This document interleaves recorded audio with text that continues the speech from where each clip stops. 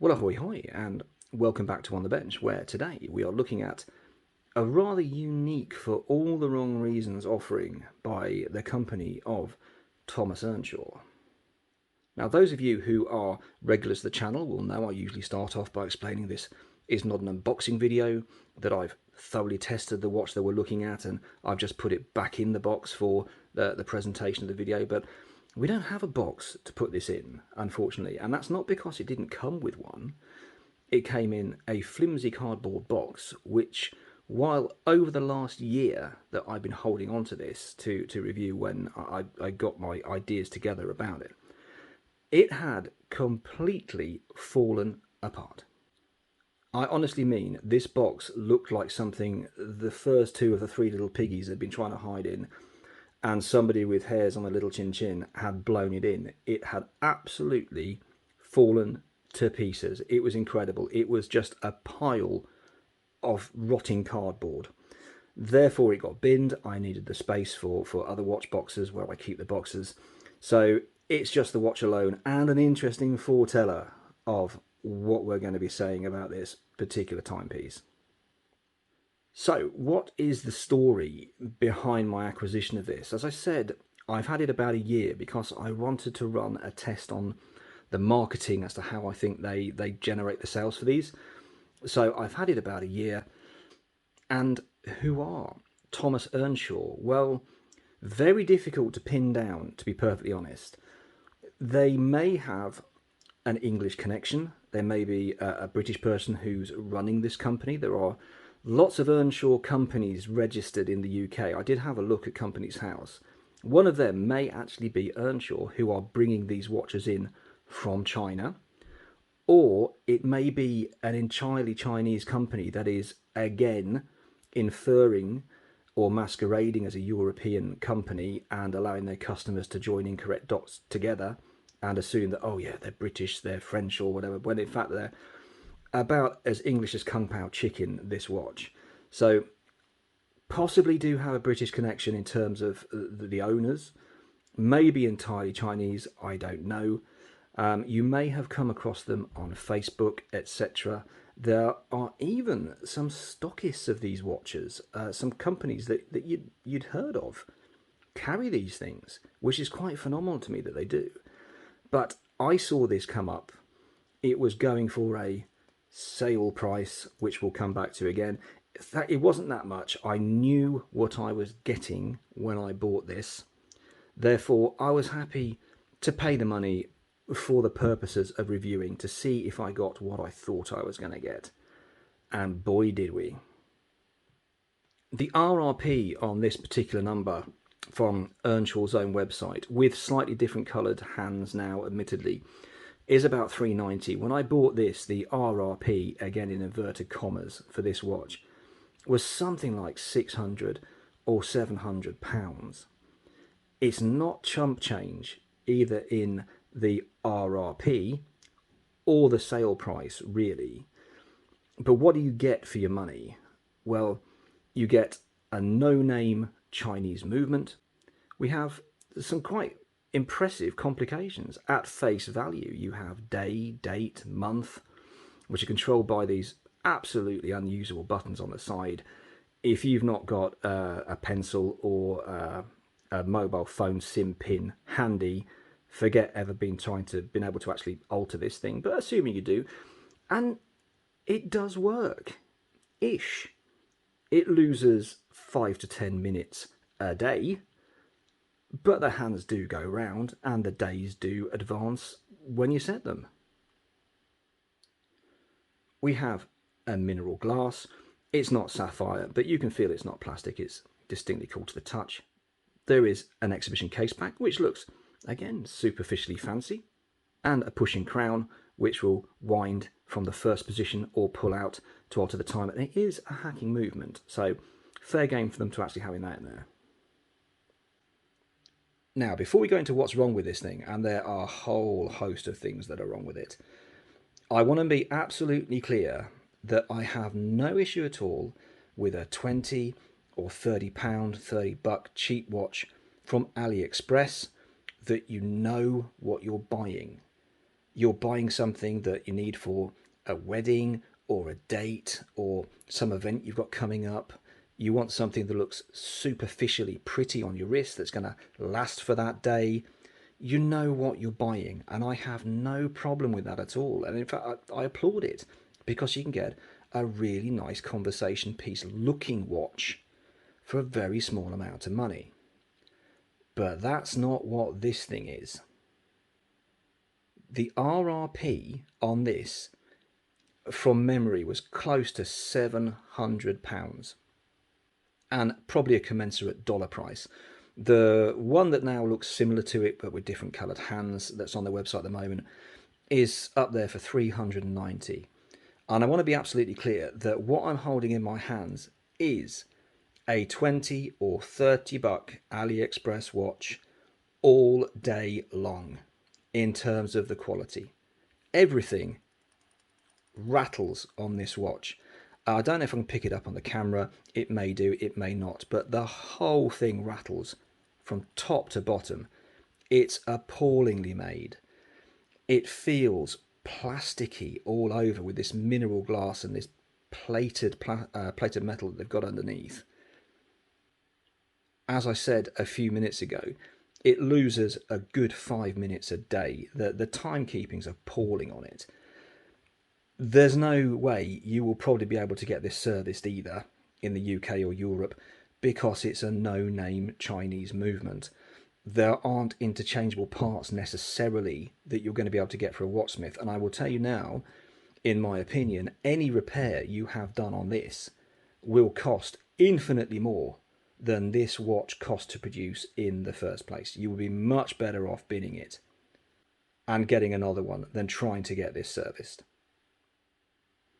And going back to discussing the company in general, with following the Chinese style of inference that they are a historic company, they're a European company, they have this connection, that connection. This company has absolutely no connection at all to Thomas Earnshaw. This person was a significant horological figure who was alive in 1805. You'll see on their stuff is Thomas Earnshaw, 1805 on all their bits and pieces. 1805, just a random year that the guy was alive, as far as I'm aware. Probably looks best out of the time frame when he was alive to put on a watch. This company's nothing to do with him. This company has nothing to do with 1805. These are cheap and nasty AliExpress watches, which would be fine if they were priced as such, but my God, they aren't. Now, if you throw Thomas Earnshaw watches into a search engine, you'll find a Trustpilot reviews are absolutely appalling, but you will find quite a few puff pieces on these from some fairly well respected and well known watch sites on the internet, and it's just phenomenal what they've written about these things, when they're even saying, if you read the articles, that yeah, well, we're aware that their cheap ones don't work very well, so their £500 or dollar pieces from AliExpress are known to not work, keep appalling time, or break full stop. The more expensive ones, the £1,000 sort of range, the £1,000 that are probably 100, if that, to buy direct from the manufacturer, well, they work just fine. So if you just think about that for a minute, they're telling you that if this hunk of junk breaks, it's your fault for not spending even more money on this POS that, if appropriately priced, yeah, would be fine. But inferring it's the customer's fault for not spending enough money on this thing is why it's broken. Genuinely shocking. Feel free to Google it, have a read, and see if you agree with me. Let me know in the comments. And if you go on Earnshaw's website at the moment, they even have $3,000/pound tourbillons on their website. You can pick up a Chinese tourbillon from a company you've actually heard of for $500 or $600 now. They're charging knocking on Swiss price for these things, when it's just not there. So how do they sell these things? Well, you may have seen them yourself crop up on Facebook. Facebook advertising seems to be their main driving force. I say, but you will find these in a couple of stockists you've heard of. Will have these, and there's the hook that they use to sell them is actually quite different. It's still very basic, but it's not the usual cutting out the middleman that you'll find a lot of the European companies will use, where they'll say, we cut out the middleman to bring you a luxury watch at a discount price because we don't pay for shops, we don't pay for marketing, blah, blah, blah. When all they're doing is drop shipping a watch from China and charging you 10 times the cost it's cost them. So yes, they are cutting out the middleman, they're just ripping you off directly. However, this company use a slightly different tactic, and it is quite clever. Old, but clever, and here it is. I've had this watch, as I said, for a year because I wanted to see if my hypothesis was right about their hook. And I believe it is. So this is my opinion, which I'm entitled to. How they sell these is the sale. And in the words of Oliver Tree, that sale goes on and on and on. It's very common to find these either in the few stockists that do stock them or on Earnshaw's website for a discounted sale price. And they're either persistently on sale for way under the RRP, or they're rotated around. So this one will be on sale for a while, then that one's on sale for a while. And the discounts are actually quite huge. You see, wow, that's a £700/dollar watch. 300 or 150, that's a deal, right? Because a sale, by its very definition, is time limited. And this is where the FOMO kicks in, the fear of missing out. And you do a quick Google, and oh, yeah, the RRP is real. I've just checked it on another site, and that confirms it. It looks superficially fancy. I've got to get it. It's my dad's birthday in a couple of weeks' time. I've still not got him a present, or Bill is retiring from work and we need to get them a present, or I've got a wedding coming up. This will look what a deal. But of course it isn't. You're just getting your trousers pulled down slightly less than you would do if you were fool enough to pay the full price for this thing. And unfortunately, there are foolhardy and unwary people out there who will just see that sounds like a deal and they will buy this, not knowing that actually you should be paying about $30 for this thing if you absolutely wanted one, and you could get one very similar on AliExpress for that kind of money. Never mind the fact that this model, or you might be able to see this or not, you can barely read the thing. It's so shiny in direct light. There's no AR coating. Everything is mirrored on it. It's next to unreadable. But that's how they sell them. This persistent sale price. The hook to drag you in, that fear of missing out, pay your money, and you may be happy with it if you didn't know that this was a cheap piece of Chinese junk, in my opinion. You'd probably be happy with it because, all right, it's a mechanical watch. It loses 5 minutes a day. Well, I know that Swiss watches lose time a day. They're not as accurate, are they? You might be really happy with it. And it's really sad to see that, I don't know if it's sad or not, people on Facebook who do appear to be real people rather than bots saying, oh, I've got mine, it's great. And if they're happy with it, well, to some extent, it's fair enough, but oh, mate, you've been taken to the cleaners if you bought one of these. And just check out the resale prices. I mean, you can't give these things away to anyone who knows what they're doing. But you never know, I might, actually. We've just done a giveaway. I might save this for another one, having just demolished it on a review. You know, anyone wants it, yeah. Just don't. Just save your money. If you see one of these for resale for like $10-20 and you have that wedding coming up, yeah, all right, why not?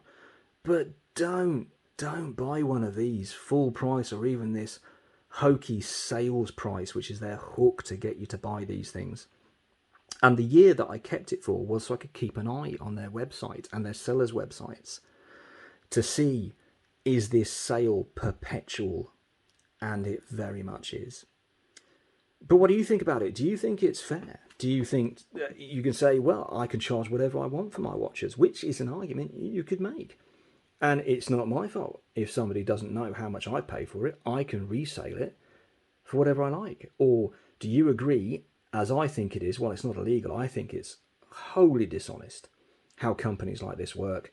They put across you're getting a quality European-made timepiece. They infer links to England or to France or to another country which has a horological tradition, and it's just smoke and mirrors. But let me know in the comments. I'm always interested to know what you think about these kind of things. Do you have one? Are you happy with it? But if you're happy with it, are you happy at the price you paid for it? Please do let me know. As ever, I've been Jim. It's been a pleasure talking to you as ever. I'll be back shortly with another review of a watch not quite as disastrous as this one. Until then, please do take care.